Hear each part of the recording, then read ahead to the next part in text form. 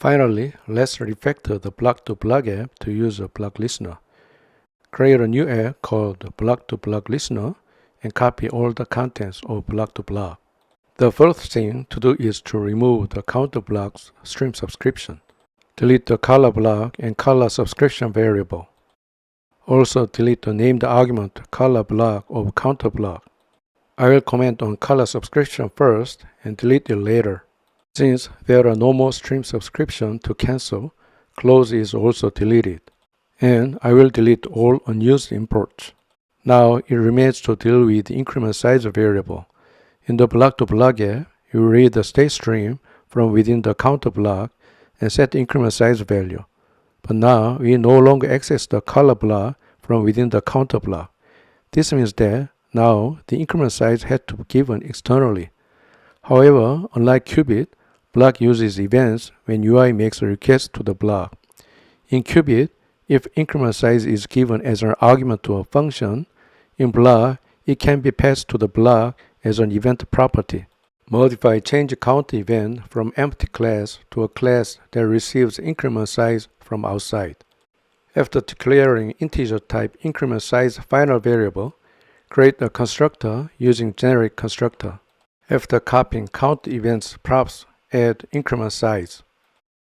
Modify the onEvent handler according to this. Now the counter value of the state is determined by adding the increment size, which is the payload of the event, to the counter value of the current state. Go to main.dart and remove all arguments of counter block because counter block doesn't depend on color block anymore. In my homepage widget, we will listen to the state of a color block using BlocListener. Let's wrap the scaffold with the BlocListener. But now we need to pass increment size as a property of the change count event. Increment size is a variable value and should be used within listener and when adding event to a counter block. So change the My Homepage widget to a stateful widget and declare an integer type increment size variable. Now in the BlocListener, we will read the state stream of a color block. Change the increment size, and when the color becomes black, we will create a function that subtracts 100 from the current counter value. I will copy and paste the code commented on counter block. After uncommenting the pasted code, modify the state argument of the listener to color state. You cannot call the add function directly because it is not inside a counter block. The add method of counter block instance is called using context.read.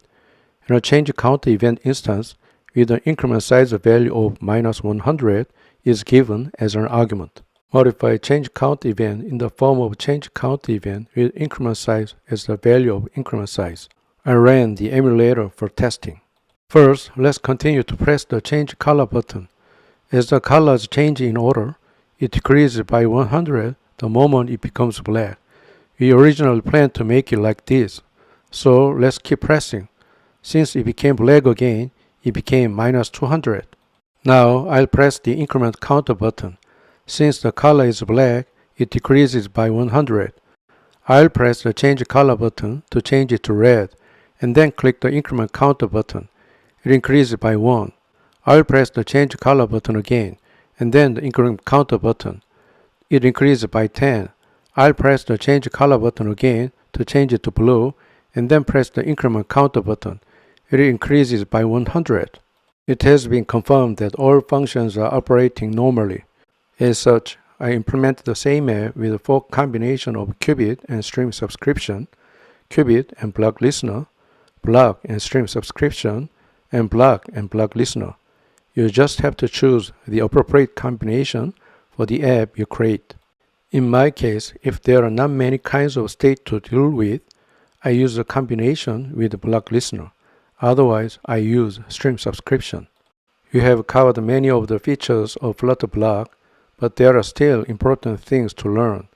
The next topic will be about block access.